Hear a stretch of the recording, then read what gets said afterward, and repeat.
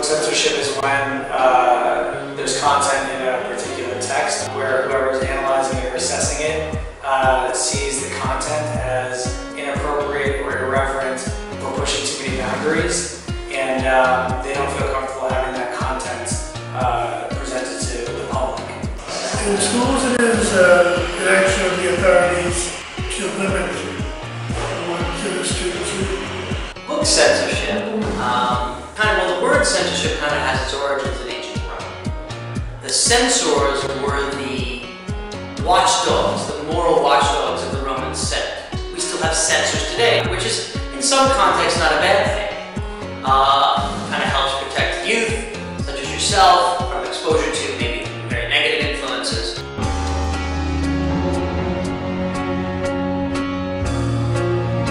Students miss out on the opportunity to question their world, to challenge popular notions, to sort of break convention, to sort of oppose society, to make progress. There's a great line, I think it's Bob Dealy, he said, "Don't criticize what you can't understand."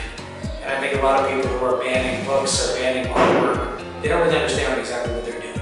There's a case that just came up yesterday in the New York Times about, in Utah, a case of a book about lesbian moms, a book about that my home with my two moms or something. I can't remember the exact title, and it was put on as a banned list by certain libraries or other, because they said this is endorsing this lifestyle. Wait a minute, that's not freedom of expression. It's not allowing people who actually have that family constellation to look at it as something that's completely viable and something that I can connect to, because that is what I understand, and what's wrong with that?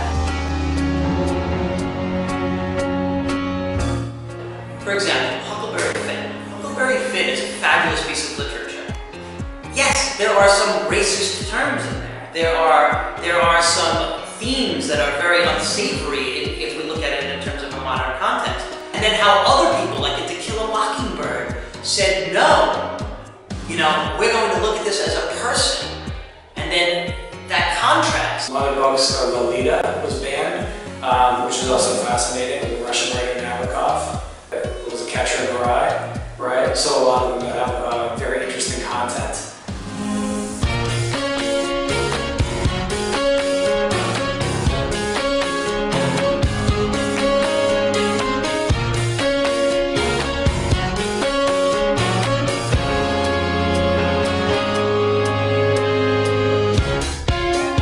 I think the next question that would have to be asked of each individual educator and parents with regard to the developmental stages of children, if something might have a very negative effect on children, maybe it should not be presented in the classroom.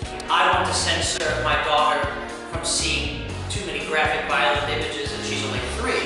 I'm censoring the material for her because I don't think she's mature enough to handle it. I think we give up our freedom of speech, which is tied very closely with censorship. That's a danger to any society. I think that as educators we have an obligation to expose students to a variety of things. A lot of the great writers that we look at, they're the geniuses not only of their generation but of future generations. So it would do the world a great justice to listen to what's being said in those books rather than shutting their ears.